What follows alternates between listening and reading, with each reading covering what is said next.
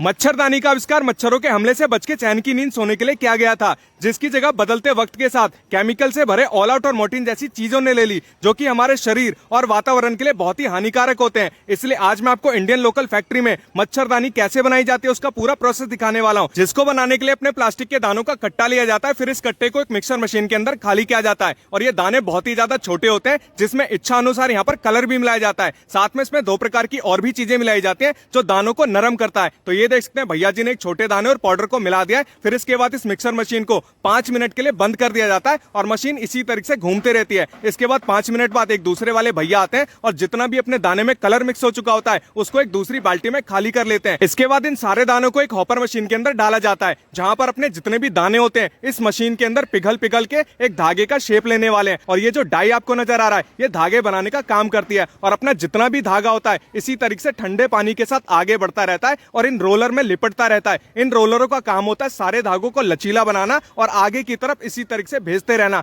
तो ये देख सकते हैं इसी तरीके से लगातार ये प्रोसेस घूमता रहता है और अपने सारे धागों को नरम करते रहते हैं। इसके बाद अपना जितना भी बना हुआ धागा होता है इसको और लचीला और नरम बनाने के लिए गर्म पानी से लगातार इसी तरीके से गुजारा जाता है। तो ये देख सकते हैं इसी तरीके से ये प्रोसेस चलता रहता है और लगातार इन बड़े बड़े ड्रम साइज के रोलरों पे घूमता रहता है। इसके बाद इसकी थिकनेस को एक भैया जी चेक करते हैं, यानी जिस हिसाब की मोटाई होनी चाहिए, जिस हिसाब की अपनी मच्छरदानी बनेगी उसी हिसाब से यहाँ पर इसकी थिकनेस को चेक किया जाता है। जब अपना धागा पूरी तरीके से मच्छरदानी बनाने के लिए तैयार हो जाता है तो इसी तरीके से इसको आगे भेजा जाता है और इसको छोटे छोटे रोलरों पे इसी तरीके से लपेटा जाता है। तो ये देख सकते हैं इस तरीके से कम 20 से 25 रोलर यहाँ पर तैयार किए जाते हैं और जब रोलर बनके तैयार हो जाता है फिर इसको अलग मशीन में लगाया जाता है और इसको अलग अलग बड़े बड़े रोलरों में यहाँ पर लपेटा जाएगा। अब आप देख सकते हैं यहाँ पर धागे के बड़े बड़े रील बनके तैयार हो चुके हैं। अब इनको बड़ी बड़ी मशीनों में लगाया जाएगा और जिस तरीके से कपड़े की बुनाई की जाती है सेम उसी प्रकार से मच्छरदानी की नेट की यहाँ पर बुनाई की जाएगी, जिसका प्रोसेस आप देख सकते हैं जो कि देखने में बहुत ही बढ़िया लग रहा था। तो अब आप देख सकते हैं यहाँ पर हमारा मच्छरदानी वाला जो नेट है लगभग बनके तैयार हो चुका है। फिर इसको बड़े बड़े बंडलों में इस तरीके से लपेट के रखा जाएगा, फिर आगे भेजा जाएगा जहां पर इसके छोटे छोटे बंडल बनाए जाएंगे। और ये जितना भी अब काम होने वाला है वो सब लेडीजों के द्वारा किया जाएगा और हाथों से किया जाएगा, क्योंकि तमिलनाडु में जितना भी काम होता है वो भैया लेडीजों के द्वारा किया जाता है और ये लेडीज अपने काम में बहुत ही ज्यादा हार्ड वर्किंग होती है।